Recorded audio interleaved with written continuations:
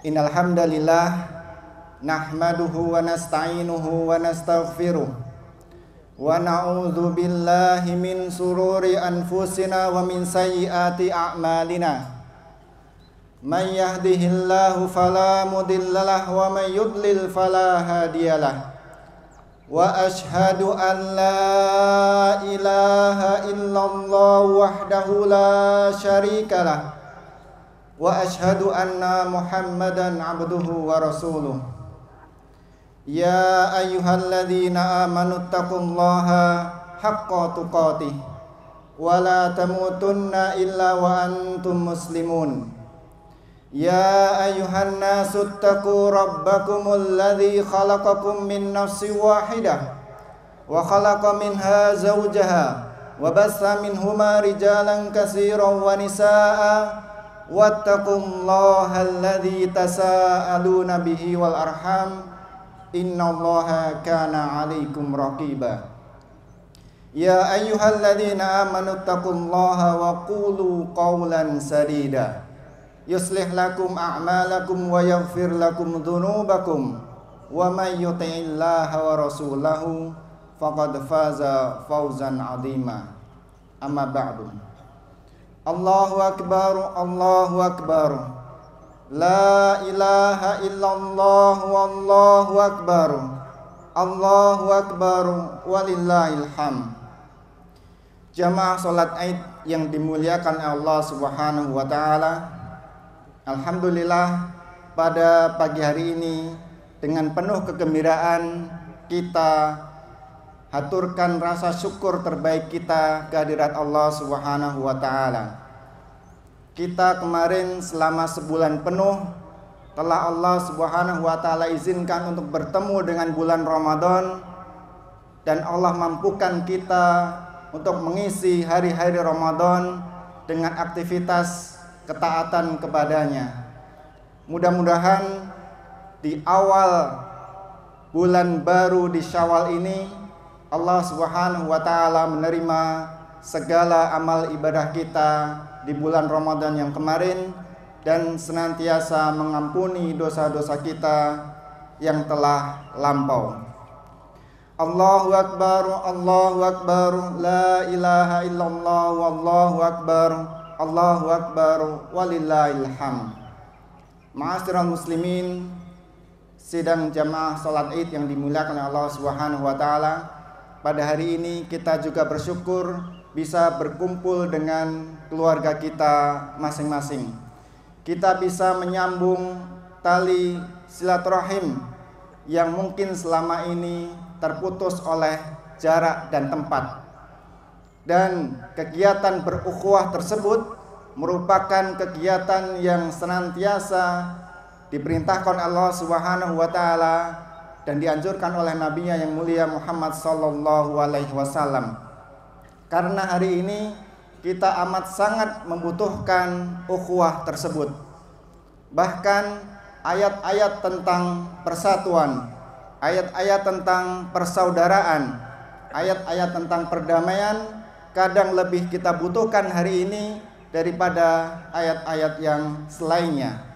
Meskipun semuanya itu adalah merupakan hal yang penting. Allah Subhanahu wa taala berfirman, innamal mu'minuna ikhwatun fa aslihu baina akhwaykum wattaqullaha la'allakum turhamun. Sesungguhnya orang-orang yang beriman itu adalah bersaudara. Maka damaikanlah, perbaikilah hubungan di antara keduanya ketika mereka berselisih, dan takutlah kepada Allah Subhanahu wa taala supaya kamu mendapatkan rahmat. Surat Al-Hujurat ayat 10. Allahu akbar, Allahu akbar, la ilaha illallah wallahu akbar, Allahu akbar walillahil hamd. Momen berkumpul dengan keluarga, baik keluarga kecil maupun keluarga besar, adalah momentum yang sangat menggembirakan bagi kita semuanya. Pada momen-momen tersebut kita akan sering mendengarkan para pendahulu kita, orang-orang tua kita, para senior kita dan moyang kita memanjatkan sebuah doa yang terkenal dan mungkin kita semuanya telah menghafalnya, yaitu adalah doa Rabbana hab lana min azwajina wa dzurriyyatina qurrata a'yun waj'alna lil muttaqina imama. Inilah ayat yang mendasari tema khutbah pada pagi hari ini, yang artinya adalah wahai Rabb kami, karuniakanlah kepada kami dan pasangan kami serta keturunan kami penyejuk mata bagi kami, dan jadikanlah kami sebagai pemimpin, sebagai imam bagi orang-orang yang bertakwa. Maka titik tekan ada pada kalimat lil muttaqina imama, menjadi pemimpin bagi orang-orang yang bertakwa. Orang bertakwa adalah orang yang sangat mulia. Orang yang bertakwa insya Allah akan mencapai kehidupan bahagia di dunia dan di akhirat. Orang bertakwa adalah merupakan tujuan kita berpuasa Ramadan kemarin. Maka ketika orang bertakwa ini kemudian muncul pemimpinnya, maka kita melalui doa ini mendoakan itu adalah anak keturunan kita, itu adalah generasi kita. Maka ini adalah kebaikan di atas kebaikan. Dan ketika Allah Subhanahu wa taala menggandengkan doa lil muttaqina imama, maka di depannya itu adalah merupakan salah satu sebab utama, yaitu adalah agar Allah Subhanahu wa taala menjadikan kita sebagai penyejuk mata dan penenang hati. Kemudian setelah kita kemudian mendoakan agar kita diberikan pasangan. Bagi yang masih jomblo kemudian bisa berdoa agar kemudian dipertemukan dengan jodoh yang soleh dan solehah. Maka kemudian dari pasangan ini kemudian muncullah Allah Subhanahu wa taala karuniakan anak keturunan yang kemudian itu dibungkus dengan doa berupa qurrata a'yun, yaitu adalah penyejuk pandangan mata. Maka ketika pandangan mata itu sudah menjadi sejuk, maka kondisi yang lainnya akan menjadi lebih menenteramkan. Hatinya akan menenteramkan, pikirannya akan menenteramkan, akhlaknya akan mulia dan lain sebagainya. Maka ternyata ketika kita mendambakan pemimpin-pemimpin orang yang bertakwa, pemimpin-pemimpin yang bertakwa kepada Allah Subhanahu wa taala, maka salah satu inkubatornya, salah satu madrasahnya, salah satu kawah candra di mukanya adalah keluarga kita masing-masing. Maka tak heran ketika Umar bin Khattab radhiyallahu taala anhu ketika menjalankan fit and proper test, semacam tes saringan bagi pejabatnya, maka dia kemudian mengecek keluarganya terlebih dahulu. Apakah dia kemudian bisa bersikap santun kepada keluarganya? Apakah dia kemudian bisa bersikap amanah kepada keluarganya? Ketika kemudian itu terjadi, maka dia tidak khawatir ketika akan menjabat amanah, dia akan kemudian berlaku adil kepada rakyatnya. Bagaimana dia bisa bersikap adil, bersikap rahim, bersikap jujur kepada orang yang tidak ada hubungan nasab sama sekali, sementara dia kemudian bersikap acuh, tidak mendidiknya, tidak perhatian kepada darah dagingnya sendiri, yaitu adalah saudaranya. Maka jamaah yang dimuliakan oleh Allah Subhanahu wa taala, momen berkumpul dengan keluarga ini, marilah kita senantiasa maknai bahwasanya kita berkumpul itu dengan calon-calon pemimpin masa depan. Allahu Akbar, Allahu Akbar, la ilaha illallah, wallahu akbar, Allahu Akbar, walillahil hamd.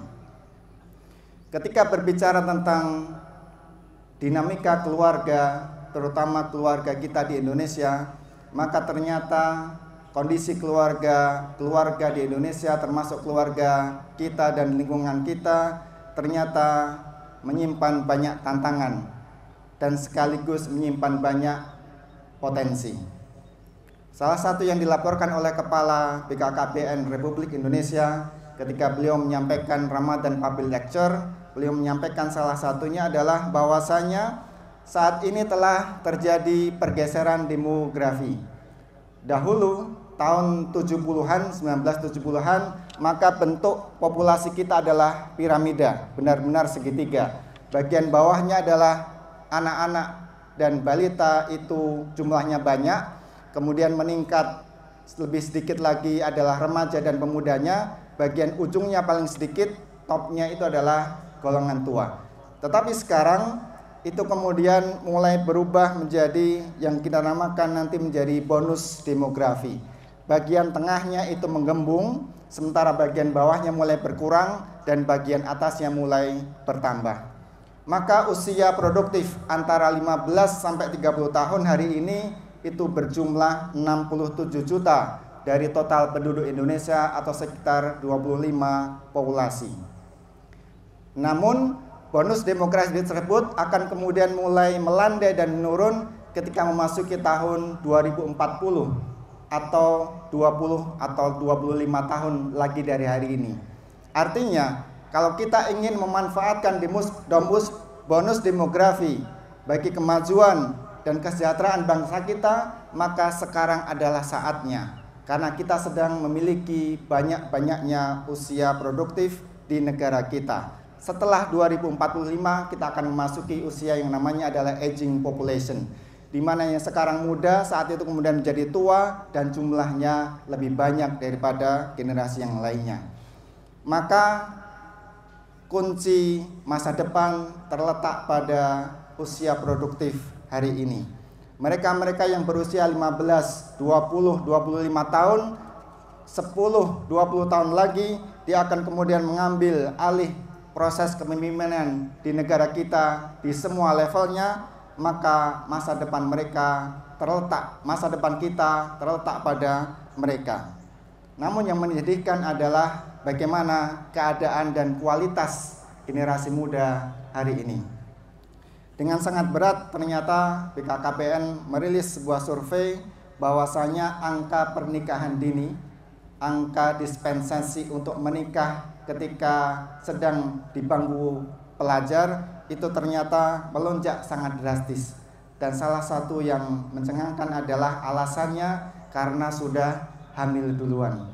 Ketika survei dijalankan, maka 20 tahun yang lampau ketika ditanya kepada generasi muda tersebut kapan pertama kali mereka kontak seksual, ternyata datanya menunjukkan usia rata adalah 20 sampai 21 tahun.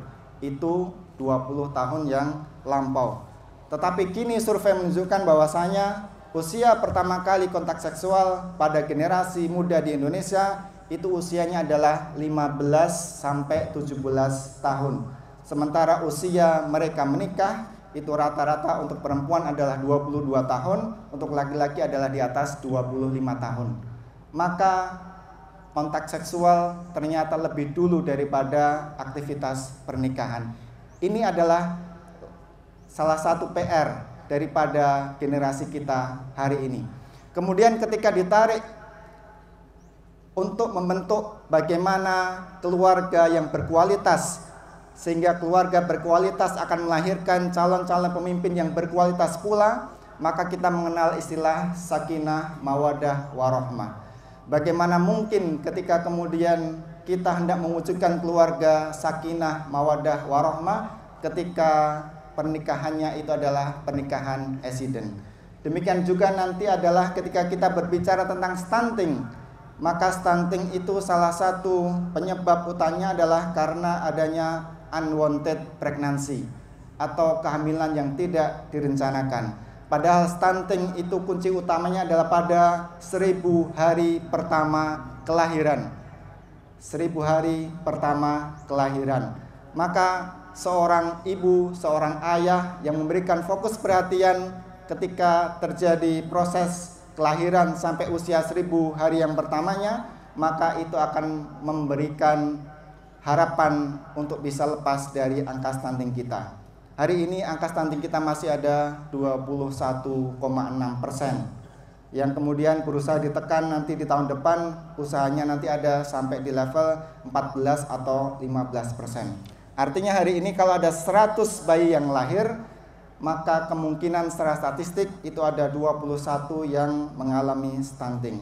Maka dampaknya sangat luar biasa, masuk kepada Human Development Index, masuk pada Human Capital Index, maka tak heran negeri kita masih banyak PR di masa yang mendatang. Itulah sekelumit fakta tentang generasi kita pada hari ini. Allahu Akbar, la ilaha illallah, wallahu akbar, walillahil hamd. Bagian terakhir dari khutbah ini adalah ketika kita hendak mewujudkan media inkubator berupa keluarga, maka kita memerlukan contoh. Kita tidak memerlukan teori yang muluk-muluk. Kita tidak memerlukan filosofi yang mungkin kadang jauh daripada harapan dan jangkauan kita, tetapi kita memerlukan role model bagaimana keluarga itu dibentuk. Maka jemaah yang dimuliakan oleh Allah Subhanahu wa taala, Islam sudah memberikan solusinya. Islam secara panduan melalui Al-Qur'an dan As-Sunnah itu adalah merupakan panduan tekstual. Dari panduan tekstual ini maka Allah Subhanahu wa taala dengan segala kemuliaannya menurunkan nabi dan rasul sebagai ejawantah, sebagai praktik daripada Quran dan sunnah tersebut. Maka inilah Nabi besar kita Muhammad sallallahu alaihi wasallam yang sejarahnya itu adalah sejarah terlengkap dari seorang manusia. Kita bisa mengetahui bagaimana masa kecilnya, kita bisa mengetahui bagaimana masa remajanya, bahkan kita bisa mengetahui bagaimana tidurnya, makannya, ketika di kamar mandi, ketika bersedih, ketika termasuk membangun keluarga. Maka melalui momentum yang sangat bahagia ini, marilah kita mencoba menggali kembali bagaimana Rasulullah Muhammad SAW membangun keluarganya, bagaimana keluarga Nabi Muhammad SAW, ibundanya dan ayahandanya, serta pamannya, serta kakeknya, serta orang-orang terdekatnya membimbing Nabi Muhammad SAW kecil. Dan perlu diingat, usia Nabi adalah 63 tahun. Sebagian besar usianya, yaitu sekitar 40 tahun, itu adalah masa sebelum kenabian.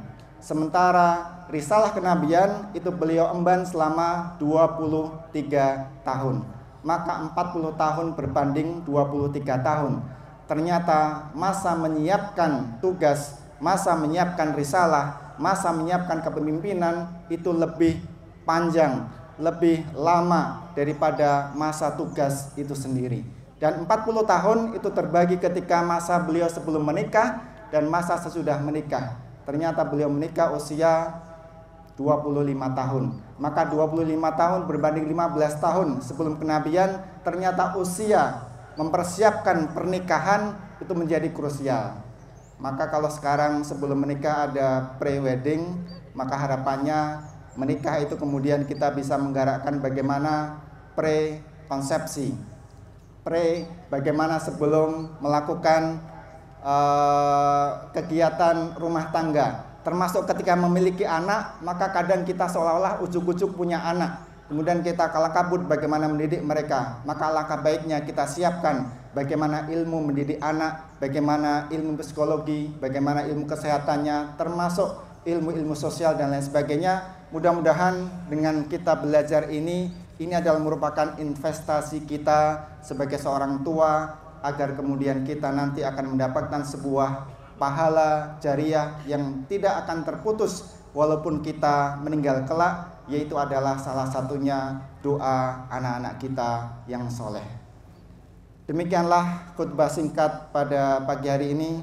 Marilah kita tutup dengan berdoa kepada Allah Subhanahu wa taala.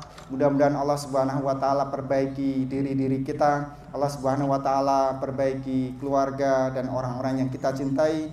Allah Subhanahu wa taala kemudian berkenan menjadikan pemimpin-pemimpin kita maupun calon-calon pemimpin kita adalah pemimpin yang amanah, pemimpin yang fatonah, pemimpin yang sidik, sekaligus pemimpin yang tabligh sebagaimana sifat-sifat dari Nabi dan Rasul.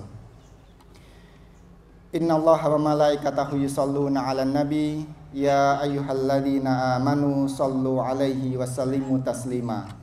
Alhamdulillahi rabbil alamin hamdan yuafi ni'amahu wa yukafi'u mazida. Rabbana lakal hamdu kama yanbaghi li jalali wajhikal karimi wa 'azimi sultanik. Allahumma ighfir lil muslimina wal muslimat wal mu'minina wal mu'minat al-ahya'i minhum wal amwat innaka sami'un qaribum mujibud da'wat. Allahumma inna nas'aluka salamatan fid din wa afiatan fil jasad wa ziyadatan fil ilmi wa barakatan fil rizq wa taubatan qablal maut wa rahmatan indal maut wa maghfiratan ba'dal maut. Allahumma hawin alaina fi sakaratil maut wa najatan minan nar wal afwa indal hisab. Ya Allah, ya Rabb kami, sesungguhnya kami memohon ampun kepada Engkau, memohon keselamatan agama, kesehatan badan kami, dan tambahan ilmu pengetahuan yang bermanfaat. Ya Allah, karuniakanlah kepada kami keberkahan rizki, dan ampunilah kami sebelum kami wafat, dan rahmatilah kami ketika kami wafat, dan mendapatkan ampunan sesudah kami wafat. Ya Allah, mudahkanlah sakaratul maut kami, dan selamatkan kami dari siksa api neraka dan ampunan ketika di hari hisab kelak. Ya Allah, ya Rabbana, berikanlah kepada kami karunia yang telah Engkau berikan kepada Nabi dan Rasul-Mu, dan janganlah Engkau jadikan kami hina di dunia dan di akhirat kelak. Sesungguhnya Engkau tidak menyalahi janji. Ya Allah, perbaikilah diri kami, perbaikilah keluarga kami, perbaikilah suami dan istri kami, perbaikilah anak dan cucu kami, perbaikilah orang tua kami, perbaikilah guru-guru kami, perbaikilah para pemimpin bangsa kami di semua levelnya, ya rahmatan lil alamin. Rabbana atina fid dunya hasanah wa fil akhirati hasanah wa qina adzabannar. Wa sallallahu ala nabiyyina Muhammadin wa ala alihi wa sahbihi ajma'i wa akhiru da'wana alhamdulillahi rabbil alamin. Selamat Idul Fitri. Mohon maaf atas segala kesalahan. Wassalamualaikum warahmatullahi wabarakatuh.